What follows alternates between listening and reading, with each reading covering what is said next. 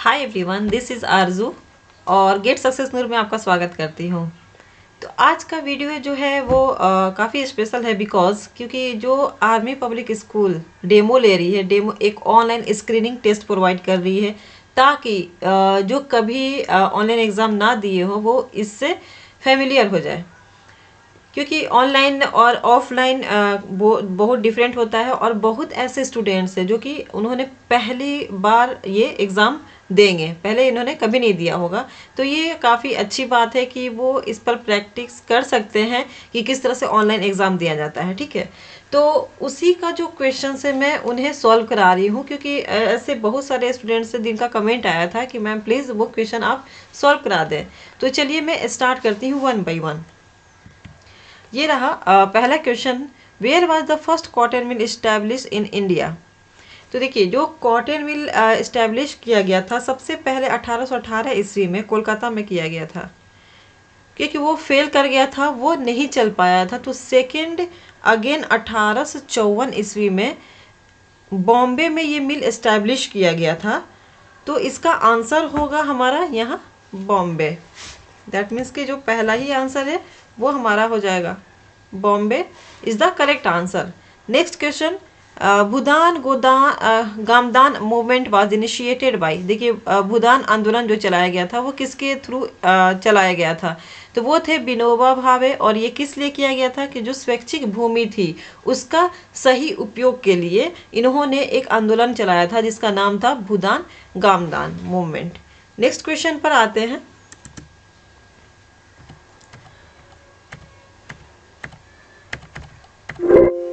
ये रहा next question, the value of all final good and services produced within a country during a particular year is called as. देखिए, कह रहा है during produce within a country during a particular year. अगर within जैसे कोई given time होता है, time period दिया हुआ होता है, उस टाइम पीरियड के अंदर में कंट्री के अंदर है ना कि अगर गुड्स और ये सर्विसेज की वैल्यू किस तरह से ये नापी जाती है, तो उसका जो होता है वो जीडीपी होता है, gross domestic product. Okay, now come to the second question, who appoint the chief election commissioner of India. देखिए, चीफ इलेक्शन कमिश्नर के पहले बारे में जान लेते हैं कि ये कौन है। और तो सबसे पहले अभी जो फिलहाल वर्तमान में चीफ इलेक्शन कमिश्नर हैं वो है हमारे इंडिया के ही है और उनका नाम है सुशील चंद्रा। क्या नाम है उनका? सुशील चंद्रा। और इन्हें कब अपॉइंट किया गया था? इनका अपॉइंटमेंट हुआ था 13 अप्रैल 2021। ओके, दैट मीन्स 13 अप्रैल 2021 को इनका अपॉइंटमेंट हुआ था। और इन जो चीफ इलेक्शन कमिश्नर होते हैं उनका जो कार्यकाल होता है 6 ईयर के लिए होता है, या फिर अगर उनकी एज 65 से कम है तब तक वो तो होंगे, जैसे 65 से अबव होता है वो वहाँ से उनको हटा दिया जाता है। तो कौन इनको इलेक्ट करते हैं? The president of India. India के प्रेसिडेंट जो होते हैं वो इलेक्ट करते हैं, अपॉइंट करते हैं।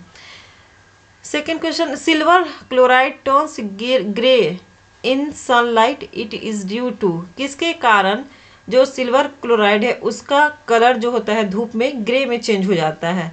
तो ये डिस्प्लेसमेंट है, इसके वजह से ही सिल्वर क्लोराइड का जो कलर है धूप पड़ते ही वो ग्रे कलर का हो जाता है।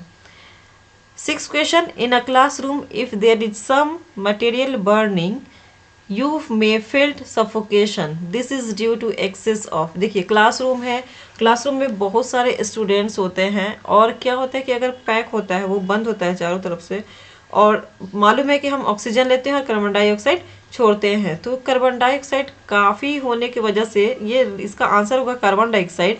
इसका ही बर्निंग ज़्यादा होने लगता है जिससे क्या सफोकेशन फील होने लगता है। Okay, now come to the next question. ये क्वेश्चन रहा, आप रीजनिंग कह लें। Read the following information carefully to answer the question given below. Okay, M into N, star का मतलब इंटू होता है। Okay, mean M is brother of N. M क्या है? ब्रदर ऑफ एन है, यानी ऐसा relation. Okay, M slash N means N is father of M, यानी एन क्या होगा? फादर ऑफ एम होगा। M plus N means M is sister of N. Third का क्या हो गया, m is sister of n, और m minus n means m is mother of n, यानी m is mother of n।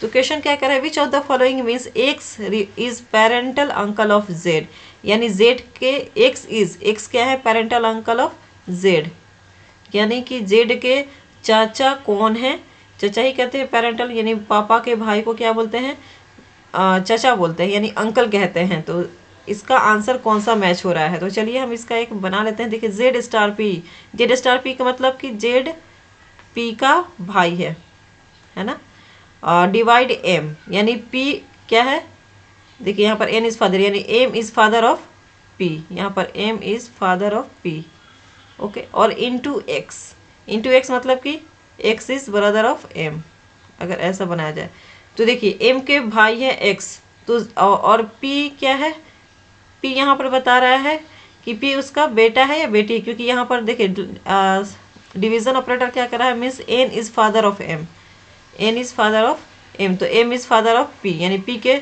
Father है। P कुछ भी हो सकती है, बेटी हो सकती है या फिर बेटा भी हो सकता है, और जेड है यहाँ पर, यानी इसका भाई या बहन होगा, ठीक है। तो जेड का ये अंकल ही हुए, तो ये आंसर करेक्ट है। अब आते हैं, और अगर देखा जाए तो यहाँ देखिए, अगर Z star P slash R plus B, यहाँ एक्स की कहीं जिक्र नहीं हुआ है, तो ये ऑप्शन ऐसे ही गलत है। यहाँ पर जिक्र हुआ है, तो अगर आप करके इसे देखेंगे तो इसका होगा आंसर एक्स एल का भाई है और आर उसके फादर है, आर फादर है और जेड उसके भाई है, तो ये अपोजिट कह रहा है, ये एक्स के अंकल यहाँ जेड हो गए, तो ये रॉन्ग है हमारा। Come to the second option, second option का क्या है, जेड स्टार बी, मैं यहाँ पर करती हूँ जेड स्टार बी, यानी जेड का भाई है बी, ओके, और बी स्लैश एन, एन क्या है, फादर है बी के,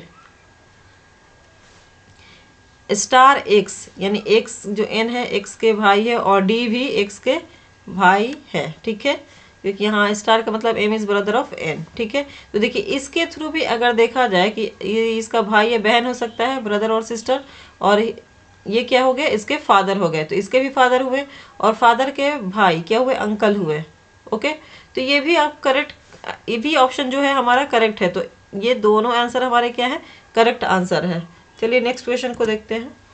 Who was named the SJFI Sportsman of the Year Award 2021? पहले देखते हैं कि SJFI होता क्या है। ये है sports journalist federation of India, यानी जो अभी हमारे फिलहाल में काफ़ी मशहूर थे, कौन थे, जो जेवलिन जिन्होंने थ्रो किया था और उन्हें काफ़ी सारा पुरस्कार मिला था, तो वो थे नीरज चोपड़ा, और इन्हीं को क्या कहा गया, SJF sportsman of the year award इनको मिली थी 2001 की। और अगर वुमेन की बात किया जाए तो वो है मीराबाई चानू, वो है वुमेन में, उनको भी मिला है SJFI sports women award 2001। Now come to the next question. Who has been appointed as the head of ONGC, making her first woman to head ONGC? तो देखिए ये क्या है, oil and natural gas corporation की head women जो first women बनी है वो है Alka Mittal. Alka Mittal is the correct answer. चलिए क्वेश्चन नंबर 10 क्या है, हु रिसीव द साहित्य academy award 2021 in English language? English language में किन्हें मिला था साहित्य अकेडमी अवार्ड? तो देखिए ये अवार्ड किस नोवेल के लिए मिली थी, पहले उस नोवेल का नाम देख लेते हैं। वो नाम है थिंग्स टू लीव बिहाइंड। ये क्वेश्चन आ भी सकता है, सो इसलिए मैंने इनका फुल फॉर्म और यहाँ इनका कौन सा नोवेल के लिए मिला था, तो ये और इसके कौन राइटिंग थी, ये थी नमिता गोखले, ये राइटर थी जिन्होंने ये नोवेल लिखा था थिंग्स टू लीव बिहाइंड, और इन्हें ही एक साहित्य अकेडमी अवार्ड 2001 को मिला। नेक्स्ट क्वेश्चन देखते हैं। Indian army launched N in house messaging app, what is the name of the app? देखिए आर्मी लॉन्च, वो देखिए ऐसे आर्मी जो होते हैं उनका खुद का इन हाउस होता है, यानी उनका नेटवर्क सिस्टम होता है, उनका खुद का ही होता है, प्राइवेट होता है। जो भी उनकी मैसेजिंग या फिर जो भी कम्युनिकेशन होता है उस प्राइवेट नेट के थ्रू ही होता है। तो ये क्या था, पहले उनका जो वाइड एरिया नेटवर्क काम करता था आर्मी का, वो 15 साल से ये वर्क करता था, बट अब इसको चेंज करके एक नया बनाया गया है जिसका नाम है army secure indigenous messaging app, यानी कि सिग्मा। ये है उनका ऐप जो कि अब लॉन्च किया गया है, इसके थ्रू ही उनकी सारी मैसेजिंग होती है, जो भी इंटरनल वर्क होता है। 12 question, who receive the global entrepreneur of the year award in 2021 business transformation from the Indus entrepreneur based out of silicon valley. तो इसके जो हैं काफ़ी वो देखिए ये रहे, और इनका नाम रहा कुमार मंगलम बिरला, जो कि सीईओ है बिरला ग्रुप के। ओके, तो इन्हीं ही अवार्ड मिला है ये। नेक्स्ट क्वेश्चन की तरफ मूव करते हैं। PM Modi has inaugurated a new campus of Chittaranjan national cancer institute in which city. जो चित्तरंजन नेशनल कैंसर इंस्टीट्यूट है वो किस सिटी में है, जो PM मोदी ने उसे इनाग्रेट किया था? तो वो है आपका कोलकाता में, और ये रही उसकी image CNCI। Okay, Chittaranjan national cancer institute जो कि है कोलकाता में। ओके, अब आते हैं 14 क्वेश्चन।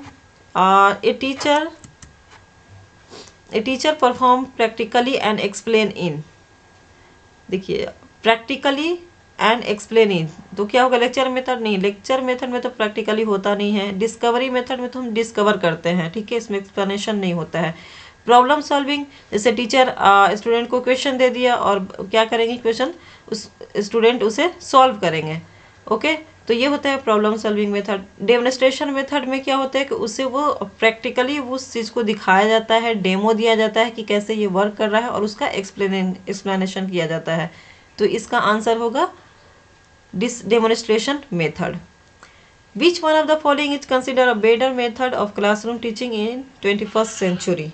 देखिए, 21st सेंचुरी में क्लासरूम सबसे बेटर मेथड पूछ रहा है कि कौन सा सबसे बेटर मेथड होगा।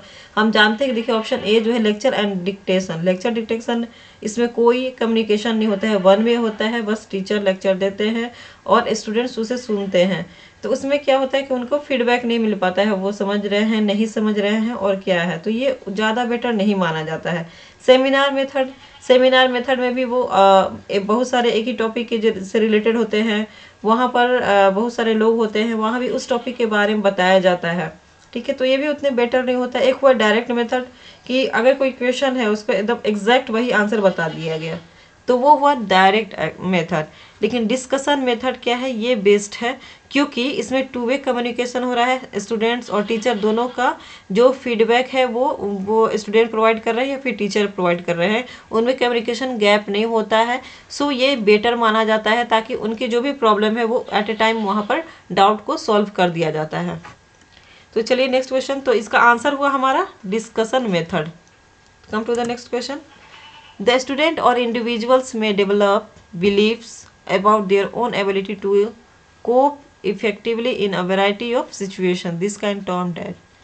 देखिए, इसका ऑप्शन ये पहले मैं क्वेश्चन बता देती हूँ क्या करें कि अगर कोई भी अगर जैसे कि टेंशन होता है या फिर खुशी होती है, उसमें जो भी बंदा है वो किस तरह से इस तरह के सिचुएशन को वो हैंडल करता है, अपने आप को किस तरह से वहाँ पर वो फिट करता है। तो ये होता है सेल्फ एफिकेसी, जो होता है आत्म से रिलेटेड। तो वो आपका क्या होता है, इंटरिम जो एनर्जी है वो आपको बताती है कि कैसे आपको आगे बढ़ना है, ठीक है, या फिर अपने आप को संकुचित कर लेंगे, या फिर आपको किस तरह से मूव करना है अगर नेगेटिविटी आ गई है। ओके, अगर पॉजिटिविटी है तो आप किस तरह से अपने आप को कंट्रोल करें, तो ये होता है इसका self efficacy. 17 students can be classified into 4 types on the basis of their learning. Which one of the following 6 meaning and reasoning to the learning? देखिए, ऑप्शन है स्टैटिक लर्नर। स्टैटिक लर्नर आपको मालूम है कि वो फिक्स हो गया, ठीक है, वो कुछ कोई उन्होंने पढ़ा और देखा, बस उसे याद कर लिया, सीख लिया। और आइए एनालिटिकल लर्नर। एनालिटिकल लर्नर क्या होते हैं, ये उस प्रॉब्लम को देखते हैं और उस पर थिंकिंग करते हैं। ओके, थिंकिंग करने के बाद उस पर से कुछ ऐसा ये रिस्पॉन्स देते हैं या रिसर्च करते हैं, जिससे कि क्या होता है कि उनको डिफरेंट वे में वो आंसर को फाइंड आउट करना चाहते हैं, तो यहाँ पर अपना लॉजिक लगाते हैं, रीजनिंग करते हैं। एनालिटिकल लर्नर, तो ये इसका करेक्ट आंसर है। कॉमन सेंस लर्नर नहीं, वो तो अपना कॉमन, जैसे एक फटा हुआ दूध है और दही है, आप देख करके अपना कॉमन सेंस यूज करके बता सकते हैं कि कौन फटा दूध है और कौन दही है। ओके, तो वो कॉमन सेंस लर्नर हुआ। डायनामिक लर्नर मतलब कि बहुत चीज़ें वो सीखता रहता है। लेकिन जो रीजनिंग की बात होती है वो एनालिटिकल लर्नर में ही होता है। तो आंसर क्या हुआ? Analytical learner. 18 question, which of the following is not characteristic of a good question paper. देखिए ये क्वेश्चन बहुत बार भी आया हुआ है, नेट का भी क्वेश्चन, नेट में भी आया हुआ क्वेश्चन है। तो इसका कहने का मतलब कि कौन सा जो है कैरेक्टरिस्टिक नहीं है, अच्छी कैरेक्टरिस्टिक नहीं है क्वेश्चन पेपर के लिए। तो ऑब्जेक्टिव तो आजकल देख ही रहे, ऑब्जेक्टिव तो सही बात है। सब्जेक्टिव जो है ये आंसर, यही आंसर है जो कि वो ये गुड कैरेक्टरिस्टिक नहीं है। ओके तो सब्जेक्टिव होने से क्या होता है कि देखिए अगर 100 स्टूडेंट है तो 100 वे में उनका आंसर होगा। बट ऑब्जेक्टिव कहने का मतलब कि उनको क्या होगा कि उस लेवल की उनकी डीप पढ़ाई करनी होगी, ताकि तभी वो उस क्वेश्चंस का जो आंसर है वो फाइंड आउट कर पाएंगे। तो वो उसमें क्या होता है कि वो सारा सब्जेक्टिव भी कवर कर पा गए, ठीक है। और ऑब्जेक्टिव तो वो उनका हुआ ही। तो इसका आंसर क्या हुआ? यहाँ पूछ रहा है कि नॉट कैरेक्टरिस्टिक, तो यहाँ सब्जेक्टिव इसका आंसर होगा। 19 question, which of the following has an important impact on a student's overall development? Okay पूरे डेवलपमेंट में इनका क्या होगा? तो सब्जेक्ट नॉलेज ये तो होना ही चाहिए। वैल्यू ऑफ टीचर बिल्कुल। Communication skills of a teacher बिल्कुल। All of the above. देखिए क्या करें? Impact on the students overall development, तो ये ऑल ऑफ दिस इसका आंसर होगा। Okay Come to the 20 question. Childhood is the phase of life which are group. ठीक है कि चाइल्डहुड जो होता है अर्ली फेज किसको कहते हैं? तो 0 to 8 ईयर्स के जो होते हैं उनको बोलते हैं early childhood. Okay now come to the this question. According to NEP National Education Policy 2020, the new school education structure has been prescribed as instead of 10+2। देखिए अभी तक जो था हमारा 10+2 चलता आ रहा था, लेकिन अब न्यू चेंज हो गया है। ये नेशनल एजुकेशन पॉलिसी है, नेशनल एजुकेशन पॉलिसी, इसका फुल फॉर्म भी आ सकता है, सो इसलिए आप इसे याद कर लें। 2020 तो एक मैं आपको दिखा देती हूँ, यहाँ से बता दूँ कि जो पहले होता था, देखिए ये 10+2 यानी 6-8 से एडमिशन होना शुरू हो जाता था और 16 तक वो 10th क्लास में रहते थे, और फिर 16 to 18 वो 11th-12 को क्लास में पढ़ते थे। तो ये हमारा 10+2, और अब का चेंज होकर हो गया है 5+3+3+4। ये अब हमारा करेक्ट आंसर हो गया है। तो देखिए इसमें क्या है उसको जरा सा देख लेते हैं कि 5 क्या है? 5 है ये।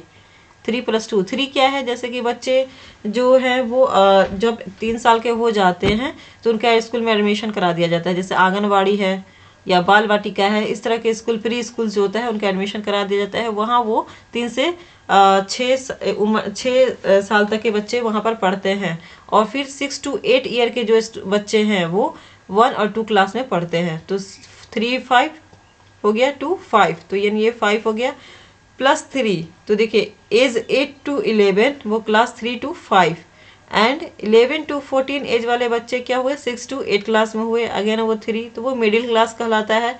और जो 8 to 11 एंड 3 to 5 क्लास हुआ वो प्री क्लास का है, यानी प्राइमरी स्कूल जिसे कहते हैं हम।